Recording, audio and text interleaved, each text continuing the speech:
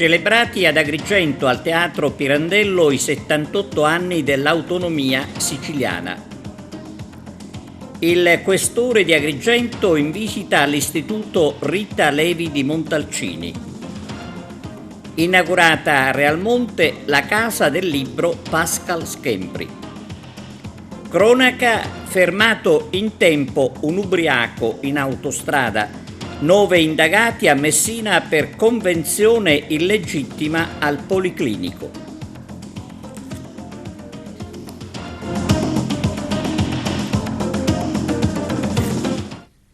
Buongiorno da TVA Notizie. Al Teatro Pirandello di Agrigento, cerimonia per i 78 anni dell'autonomia siciliana, con la presentazione del docufilm Io rimango qui, un documentario della Sicilia degli anni '80.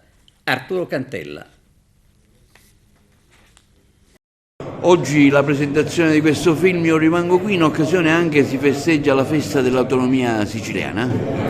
In effetti è una coincidenza non casuale ed è un festeggiamento, come è giusto che siano i festeggiamenti celebrativi, che ci deve anche far riflettere. Se da un lato festeggiamo l'autonomia, dall'altro riconosciamo che purtroppo, nonostante l'autonomia e le possibilità che essa ha dato, ancora oggi la Sicilia rimane una terra di emigrazione verso l'Italia e anche verso altri paesi d'Europa e del mondo. Il paradosso vuole che proprio questa Sicilia, che oggi è, come dire, oggetto di immigrazione da paesi più sfortunati, ancora veda i propri figli dover emigrare. Vede i propri figli dover andare via e vede ancora tante famiglie divise fra Sicilia e il resto d'Italia, soprattutto il nord dell'Italia. Ecco, questo è un punto su cui è giusto riflettere e secondo me è molto opportuno porlo al centro di questa celebrazione dell'autonomia siciliana. Parliamo di questa iniziativa, di questo film, una sua impressione? L'impressione è di un film molto delicato, che trasmette sentimenti e messaggi pedagogici veramente meritevoli di apprezzamento per le nuove generazioni, perché ci riporta indietro in una stagione fatta di cose semplici e di piccole cose che però riempivano la vita e che riuscivano a dare anche felicità con poco. Questo è il sentimento e il messaggio che questo film trasmette. Un messaggio genuino, insomma. Esatto. Una sintesi del girato? Il progetto nasce da un ambizioso desiderio di raccontare una Sicilia inedita, una Sicilia che appartiene alla nostra memoria storica e che attinge alla nostra infanzia. Il film è ambientato negli anni '80, un tempo in cui i valori erano diversi probabilmente rispetto ad oggi e sicuramente noi li abbiamo vissuti come valori semplici. Ecco, il messaggio del film è quello: riuscire a creare una sensazione di nostalgia verso al momento in cui sei stato bambino. Il momento in cui sei stato bambino è il momento che non dimenticherai più nella vita, e io rimango qui a questo significato, rimango qui laddove sono stato bambino. Parliamo di questa produzione Io rimango qui, che oggi viene presentata al Teatro Pirandello. Ecco, raccontaci un po' la trama, il succo di questo questo è un girato. film che racconta attraverso una scrittura semplice una storia semplice, quindi attraverso questo viaggio di questi 4 bambini che si ritrovano nell'estate dell'82 a giocare per le strade, poi si ritrovano alla loro ultima estate scolastica nell'88 e guardando il solito orizzonte lì hanno un po' di paura per quello che potrebbe essere domani. È un film nostalgico, un film che vuole raccontare una Sicilia diversa, fatta di storie quasi invisibili, quindi attraverso lo strumento della poesia, che è quello che noi utilizziamo, raccontiamo queste storie dove vogliamo sbloccare da una parte un ricordo e dall'altra parte cercare di far innamorare le generazioni che quegli anni non li hanno vissuti, gli anni '80, in quel periodo lì. Parliamo delle location, 2 location agrigentine? Sì, abbiamo utilizzato come location la provincia di Caltanissetta e anche la provincia di Agrigento, utilizzando Punta Bianca, proprio nel manifesto proprio si vede la casermetta di Punta Bianca e la costa argentina. Sindaco Castellino, anche il comune di Palma fa parte di questo film, voi avete dato il patrocinio dove si vedono bellissimi paesaggi del vostro comune. È stato per noi motivo di privilegio poter patrocinare questa bellissima iniziativa, perché insieme alla Prefettura di Agrigento e alla Prefettura di Caltanissetta si vuole lanciare un messaggio di speranza attraverso le bellezze del nostro territorio, per far modo, per realizzare il sogno che i nostri giovani possano vivere, crescere e restare nella nostra terra, che ha tante opportunità ma che troppo spesso viene descritta in un modo che non merita. Invece siamo una terra meravigliosa e se tutti insieme faremo la nostra parte probabilmente consentiremo ai giovani di restare in Sicilia e vivere e lottare per questa terra. Coincide con il 78° anniversario della regione siciliana, della nostra autonomia, quindi è anche importante perché c'è questo tassello in più. Assolutamente sì, oggi festeggiamo la nostra autonomia in quanto regione, tra l'altro tema molto attuale perché ne parlano anche le altre regioni che non hanno avuto questo privilegio. Noi purtroppo dovremmo fare anche in parte mea culpa perché di questa autonomia spesso l'abbiamo troppe volte utilizzata solo per alcuni privilegi e non per le potenzialità enormi che i nostri padri dell'autonomia avevano sognato. Noi siamo una nazione all'interno di una nazione e troppo spesso questa autonomia che ci doveva consentire di avere tributi propri e autodeterminazione in tantissimi argomenti invece è stata più che altro una medaglietta da mettere sul petto ma mai utilizzata. Il questore di Agrigento Tommaso Palumpo si è recato in visita all'Istituto Rita Levi di Montalcini di Agrigento, diretto da Luigi Costanza. Arturo Cantella. Oggi una visita con le istituzioni all'Istituto Rita Levi Montalcini. Le terze classi incontreranno i vertici delle forze dell'ordine, in particolare il questore di Agrigento. Sì, oggi è una giornata estremamente particolare, abbiamo l'onore e il piacere di avere il signor Questore di Agrigento per questa manifestazione che abbiamo messo in campo. Manifestiamo con ordine, proprio alla luce dei fatti che sono successi mesi addietro e che ultimamente anche, nel senso che la protesta va fatta, è giusto manifestare le proprie idee, tra l'altro sancito anche dalla nostra Costituzione, ma tutto deve essere fatto nel rispetto dell'ordine e nel rispetto delle regole democratiche. I ragazzi hanno preparato uno spettacolo, delle poesie, vari momenti insomma in cui esprimeranno il loro concetto verso la legalità. Sì, diciamo che prima di arrivare a questo incontro i ragazzi hanno fatto un percorso didattico e partendo dalla storia dell'arte con l'analisi del famoso quadro di Giuseppe Pellizza, il Quarto Stato, metteranno in scena, riproponendo quello che è il Quarto Stato, questo famoso dipinto del pittore Giuseppe Pellizza che rappresenta appunto la protesta del mondo operaio per ottenere i diritti e da lì faranno tutta una serie di attività e continueranno anche dopo questa bellissima giornata di oggi. Oggi qui un momento di incontro con i ragazzi dell'Istituto Rita Levi Montalcini per ribadire anche i valori della legalità, quanto sono importanti.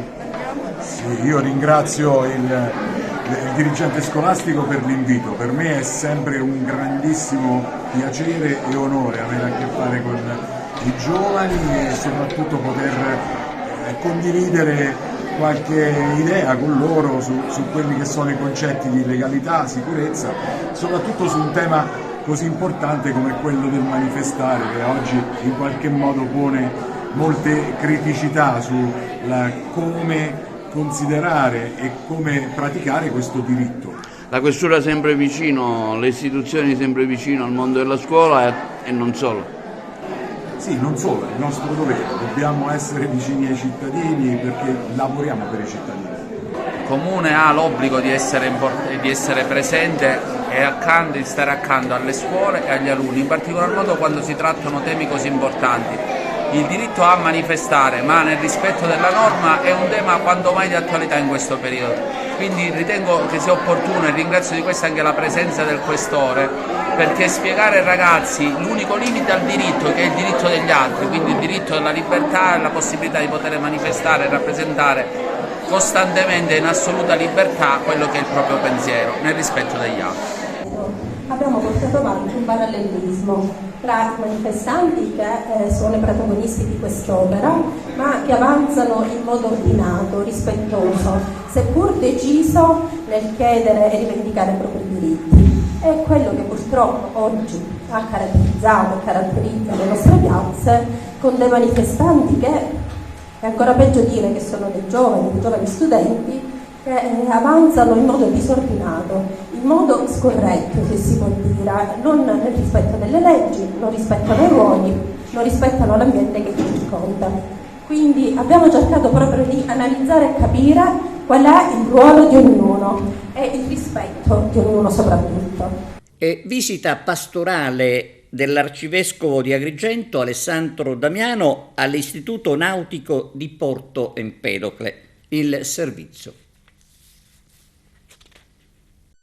Un giorno che resterà impresso nella memoria degli studenti dell'Istituto Gallo Nautico di Porto Empedocle, segnato dalla visita pastorale dell'Arcivescovo di Agrigento Don Alessandro Damiano, accompagnato dal vicario foraneo Don Gioacchino Falsone e dall'arciprete di Porto Empedocle Don Luigi Lomascolo e Don Marco Caruso. L'evento, organizzato con grande cura ma estrema semplicità, ha visto la partecipazione entusiasta degli alunni, dei docenti e del dirigente scolastico Giovanna Pisano. L'incontro tra l'arcivescovo Monsignor Alessandro Damiano e gli studenti dell'Istituto Nautico di Agrigento ha rappresentato un momento significativo di dialogo, di riflessione sul ruolo della Chiesa nella società contemporanea. Cerca di vivere giorno dopo giorno la propria missione, perché la nostra è una missione, cercando di far superare ai ragazzi i momenti difficili e i problemi che la società oggi come oggi purtroppo presenta, il disagio giovanile, le dipendenze anche dai social, per dire che spesso rappresentano dei pessimi esempi che non sono dei modelli di vita. Sono per noi uno degli obiettivi fondamentali che cerchiamo di portare avanti con la nostra azione quotidiana. Il docente non è sempre facile, perché spesso anche l'altra istituzione, che poi è la prima, la più importante, la famiglia, risulta essere o poco collaborativa o in certi casi ma inesistente. Questo accade un po' dappertutto, questo è l'istituto nautico, è solo una sezione dell'istituto Gallo che comprende anche l'Enogastronomico di Agrigento, l'istituto tecnico Brunelleschi di Agrigento, quindi è una scuola complessa che vive quotidianamente questa realtà. Devo dire che siamo contenti e lei qui spero percepirà questa atmosfera di famiglia, perché questa scuola sarà per le sue limitate dimensioni, anche il numero di alunni non elevatissimo e di conseguenza anche il corpo docente anche non numerosissimo, e ha proprio le caratteristiche di una famiglia, e questo è un aspetto positivo, perché data questa singolarità, diciamo, noi conosciamo, i nostri professori conoscono tutti i ragazzi, li conoscono bene perché non sono tantissimi, e i ragazzi hanno un quotidiano rapporto con i docenti che sono i loro modelli. Ecco, ci sforziamo a essere i loro modelli. Pensavo come negli anni 70 era un tempo ovviamente diverso, c'erano degli scioperi, delle contestazioni che adesso scarseggiano e quando ci sono sguaiati. Quando c'era uno sciopero era un problema strutturale, di solito era perché non c'era l'acqua, perché invece cadeva l'acqua da un piano all'altro, anche degli scarichi dei bagni. Un po' queste precarietà che ci sono nelle nostre strutture, anche oggi probabilmente. Sì. È giusto, no? Oppure qualche questione più seria, siamo ai tempi del rapimento Moro, dell'omicidio Moro. Si cercava l'alleanza tra istituti, e l'istituto nautico e l'istituto tecnico commerciale, che è quello che ho fatto io, erano i più gettonati, perché eravamo i più numerosi. Quindi quando il liceo classico doveva fare uno sciopero, cercava subito, siamo nei tempi dei consigli di classe, rappresentanti di classe, no? Cercava subito l'alleanza con chi? Con nautico e con ragioneria, con il tecnico commerciale, perché loro erano pochi, no? Noi si parlava di 1000, 1500, 900 e quindi capito, un corteo fatto così è più visibile. Papa Francesco ieri pomeriggio si è recato nella parrocchia di San Giuseppe al Trionfale per incontrare i sacerdoti romani ordinati da oltre 40 anni. All'interno di un salone della canonica, Papa Bergoglio ha dialogato con i sacerdoti prima di incontrare 110 bambini. Ad accogliere il pontefice il vice gerente della diocesi di Roma, il San Giovannese Monsignor Baldo Reina, che ascoltiamo.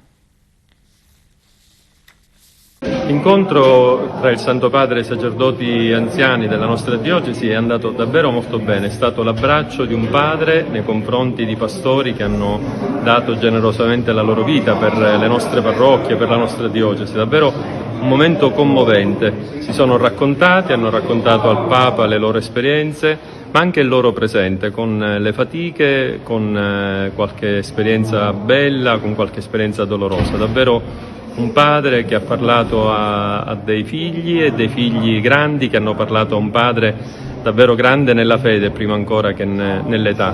Papa è ritornato più volte sul valore della memoria. Penso che sia una lezione sulla quale dovremmo soffermarci in questo momento della nostra Chiesa e della nostra diocesi, recuperare la nostra storia, fare tesoro di tutto quello che ci lasciamo alle spalle e soprattutto valorizzare questi sacerdoti anziani che non sono un peso o sono persone da dimenticare, ma sono il nostro tesoro, sono le radici di questo grande albero che è la diocesi di Roma, che se vuole ancora portare frutto, oltre ad essere radicato in Cristo, deve saper far tesoro delle esperienze di questi fratelli davvero straordinari.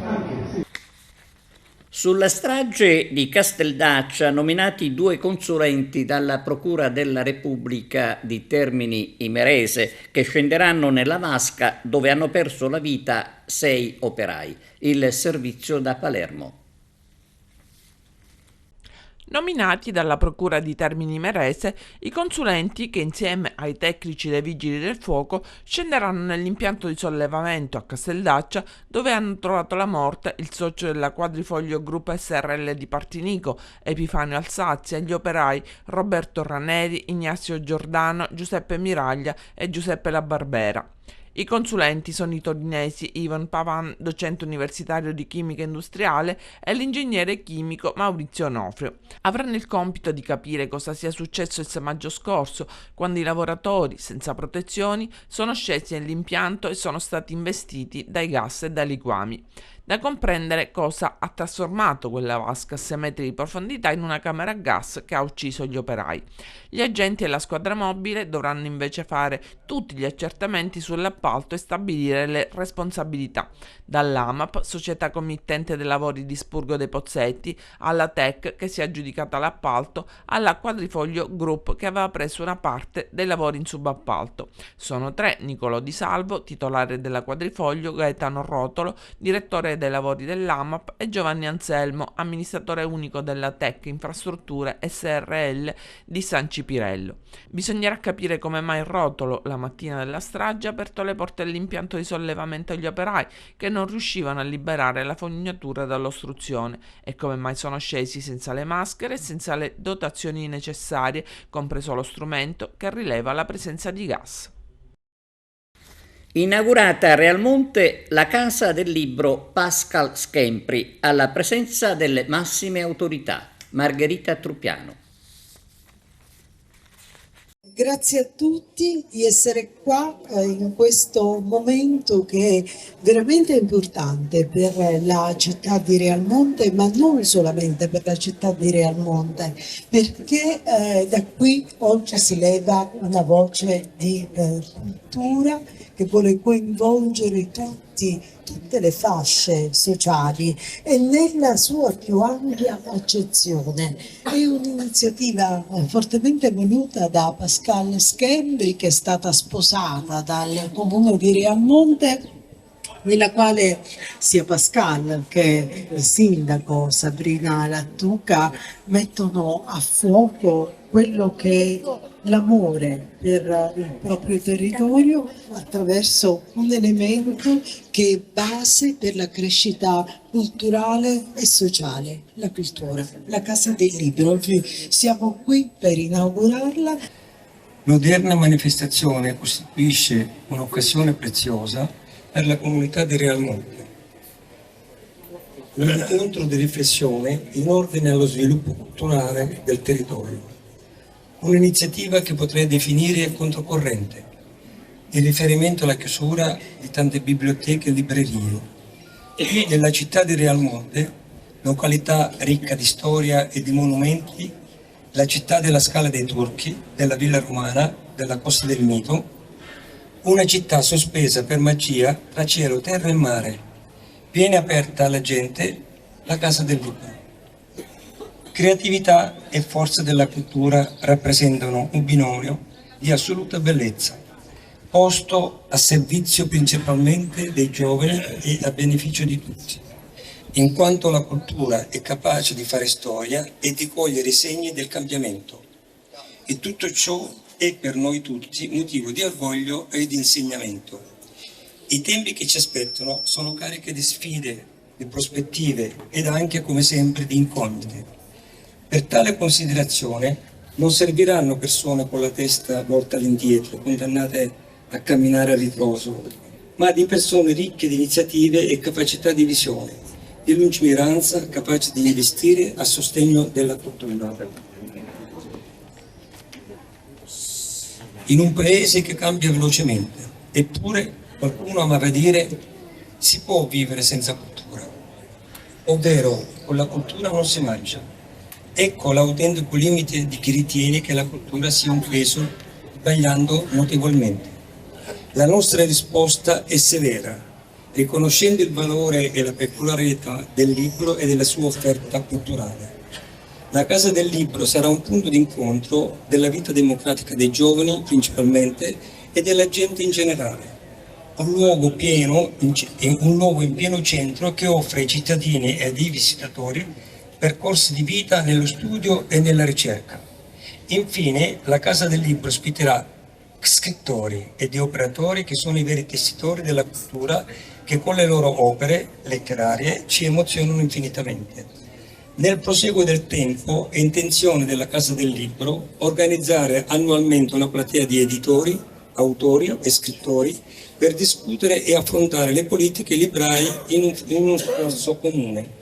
In un momento storico nel quale il nostro Paese è chiamato a liberare le sue migliori energie, ispirandosi a quei valori sanciti dalla nostra Costituzione, che sono di solidarietà, libertà, giustizia e responsabilità. Grazie. Grazie Pascal Scherli, avete ascoltato. Sicuramente questo è un altro tassellino di questa crescita che noi diciamo sempre passa attraverso la bellezza. Sicuramente Realmonte ha una grande responsabilità, che è quella di ospitare un sito che è meraviglioso, è emblema di Sicilia bella, pulita nel mondo. Sicuramente Pascal, quindi la società civile in questo caso, ci aiuta a promuovere la cultura e la bellezza, e lo fa attraverso una struttura, appunto la Casa del Libro. Ma Pascal è andato oltre, non solo la Casa del Libro. La Casa del Libro sarà anche sede di un front office pensato per l'accoglienza turistica, oltre che per la promozione culturale, quindi un vivaio di belle teste dove ci sarà anche la possibilità per soggetti che hanno delle competenze specifiche di promuovere il territorio a 360 gradi. Io mi corre l'obbligo anche in questo caso di ricordare la persona che con me ha creduto sin da subito nelle potenzialità e nella storia di Pascal anche qua a Realmonte, che è il presidente Vaccaro, che non c'è più, che è deceduto prematuramente. Ecco, ancora una volta a lui va il nostro ricordo del comune di Realmonte, come appunto perché è appunto persona che è di grande sensibilità ma anche intuizione e capacità amministrativa. Dietro a questa inaugurazione della Casa del Libro ci sono stati mesi di lavoro. La gente non pensa, diciamo, tutto quello che c'è da fare per contattare le autorità, l'amministrazione e tante altre persone. Quindi io 3 anni fa ho avuto, diciamo, quest'idea che mi balenava già nel tempo, di creare qualcosa per lasciarla al mio paese, in quanto io sono di Realmonte, però è da circa 62 anni che io sono andato via e da circa 50 che vivo a Parigi. Quindi ho comprato questa casa e l'ho trasformata a quella che noi vediamo oggi un'associazione culturale Casa del Libro Pascale Schembri. Questo diciamo con il sostegno e l'aiuto del caro amico Felice Vaccaro, perché sin dall'inizio lui diciamo ha intrapreso con me questa avventura, quindi con la giunta comunale e la sindaca Sabrina Lattuca abbiamo fatto questa convenzione di creare questo point di informazione turistici sia diciamo per la Casa del Libro sia per le bellezze che Realmonte nasconde in ogni vicolo naturalmente. Realmonte ha, come dire, sete di cultura. È una cittadina ricca di bellezze naturali, famosa per la Scala dei Turchi e per le sue coste meravigliose. Una Casa del Libro completa l'offerta per un certo tipo di turismo, che vuole sicuramente essere il turismo più attrattivo, il turismo d'élite.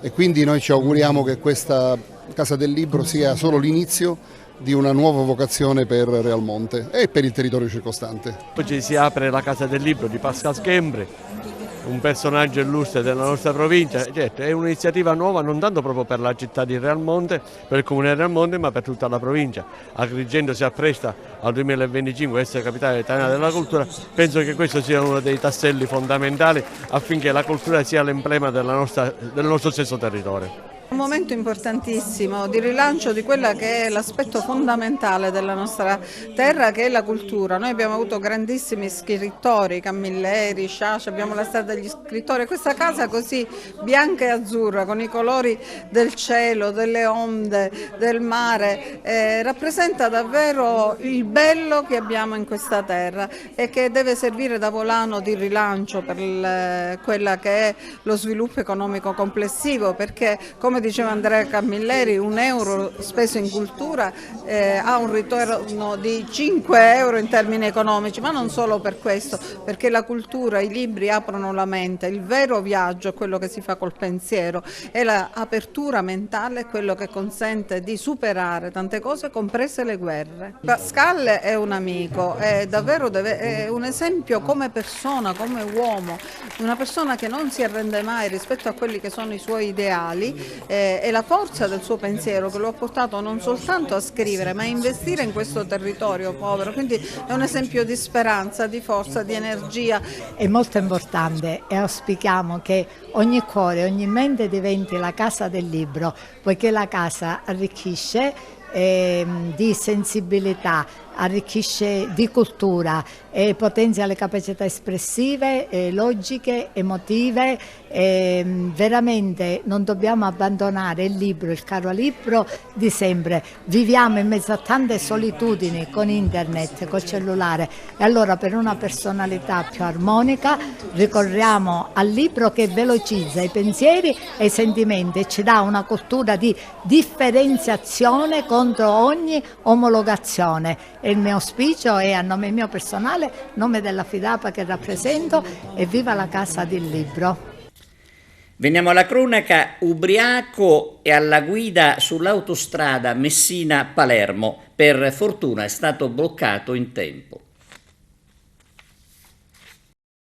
Guidava completamente ubriaco. Un uomo è stato fermato dalla polizia stradale del distaccamento di Sant'Agata di Militello nella serata di ieri nel tratto autostradale tra Messina e Brolo, dopo che la sua vettura era stata notata procedere in maniera anomala e pericolosa, specie all'interno delle gallerie con doppio senso di circolazione. Il conducente infatti guidava spostandosi pericolosamente tra la sua corsia e quella riservata al senso opposto di circolazione, creando non pochi pericoli rispetto ai veicoli che arrivavano dal senso contrario. In considerazione della pericolosità della situazione, la pattuglia, attuando le procedure di sicurezza del caso, riusciva a far accostare il veicolo in una piazzola di sosta per sottoporre il conducente ad alcol test. Si è così scoperto che l'autista, un quarantenne, aveva un livello altissimo di alcol nel corpo. L'autovettura è stata sequestrata, la patente ritirata per essere sospesa ed il conducente è stato indagato per guida in stato di ebbrezza alcolica e rischia un'ammenda da 2.000 a 9.000 euro euro, l'arresto da 8 mesi ad 1 anno e mezzo, la sospensione della patente sino a 3 anni, la confisca del mezzo e la decurtazione di 10 punti.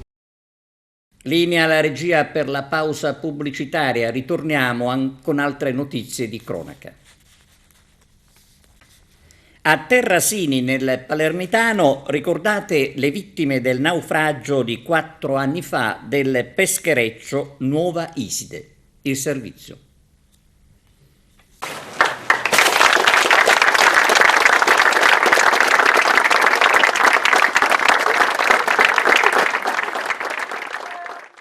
A distanza di 4 anni, Terrasini non dimentica le vittime del naufragio della Nuova Iside, il peschereccio affondato nella notte tra il 12 e il 13 maggio al largo delle coste nord-occidentali della Sicilia. A perdere la vita furono i 3 membri dell'equipaggio usciti quella sera in mare per una battuta di pesca, trasformatasi però poi in una immane tragedia. Mentre si svolge ancora il processo per stabilire le responsabilità di quello che sarebbe stato un incidente, o meglio un'accertata collisione con la petroliera Vulcanello, i concittadini non dimenticano di certo Matteo, Giuseppe e Vito Lo Iacono. Vogliamo ricordare i nostri marinai scomparsi in mare. Il 13 maggio del 2020 ha infatti detto il sindaco Giosuè Maniaci, e vogliamo far sentire ancora una volta la vicinanza di tutta la comunità terrasinese alle famiglie. Una data che nella cittadina a pochi chilometri da Palermo è impossibile dimenticare. Dal momento in cui cominciarono le ricerche del peschereccio, tutto il paese sperò fino all'ultimo in un epilogo positivo, ma quando si spensero le speranze, la comunità fu profondamente scossa. Il relitto della Nuova Iside fu individuato a fine maggio a 1400 metri di profondità nel mare di San Vito Lo Capo, a distanza di diversi giorni dal ritrovamento dei primi 2 corpi senza vita. Quello di Vito invece fu rinvenuto a giugno in una spiaggia in provincia di Reggio Calabria. L'esame del DNA confermò soltanto nel dicembre del 2020 l'identità del cadavere.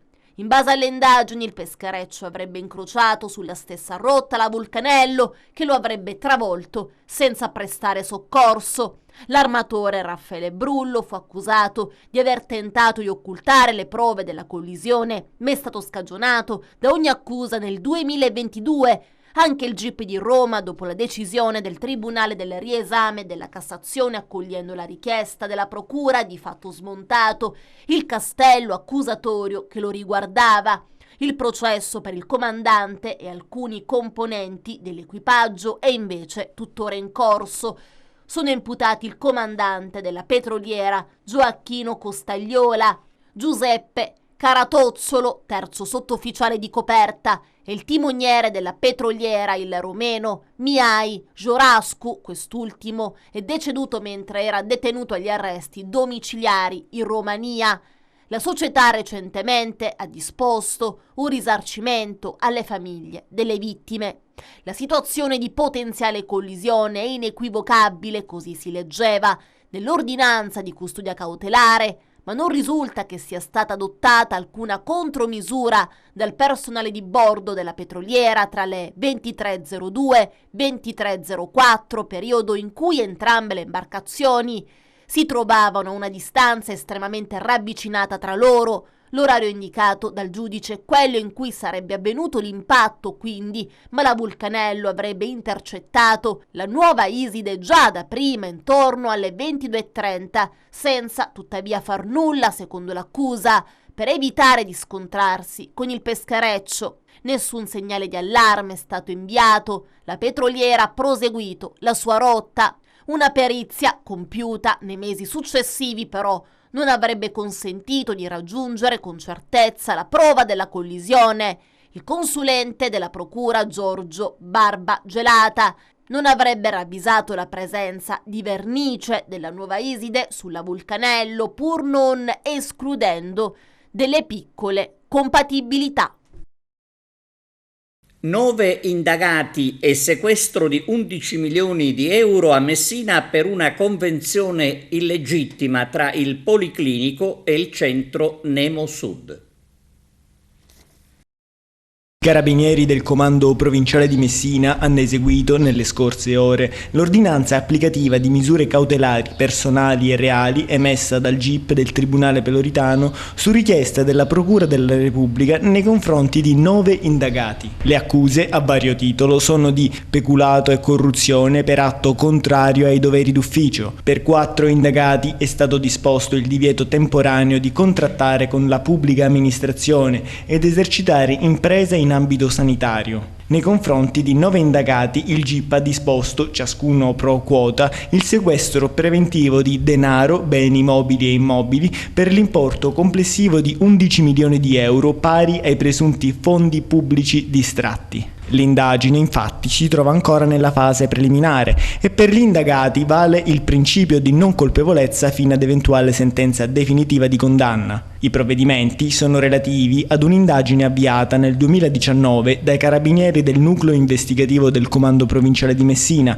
coordinato dalla Procura a seguito della denuncia di un medico, all'epoca in servizio presso l'azienda universitaria Policlinico di Messina, il quale aveva segnalato svariate presunte irregolarità nella gestione del centro clinico privato Nemo Sud, costituito nello svolgimento di attività di riabilitazione neurologica presso il medesimo sito ospedaliero. Dopo i primi riscontri per effetto di indagini tradizionali e tecniche, acquisizione di documentazione, interrogatori, intercettazione di conversazioni, l'indagine si è arricchita di significativi elementi che hanno fatto luce sull'iter delle convenzioni stipulate tra l'ente pubblico e la fondazione privata costituita dal centro clinico. Secondo quanto accertato, a partire dal 2012 e sino al giugno 2021, anno di chiusura del centro clinico in questione, attraverso la stipula di convenzioni sempre più vantaggiose per il centro clinico si sarebbe consentito, secondo l'ipotesi accusatoria, ad una clinica privata di operare in un ospedale pubblico con costi a carico dell'erario, in assenza dell'autorizzazione e dell'accreditamento della regione siciliana. È emerso altresì che i dirigenti dell'epoca del Policlinico avrebbero sempre, secondo l'accusa, esternalizzato in maniera arbitraria in favore del centro privato le prestazioni di neuroriabilitazione, stornando il rimborso delle spese da parte del Servizio Sanitario Regionale. Gli indagati con tali condotte avrebbero quindi distratto fondi pubblici, destinando al centro clinico finito al centro dell'indagine rilevanti somme di denaro appartenenti alla struttura pubblica.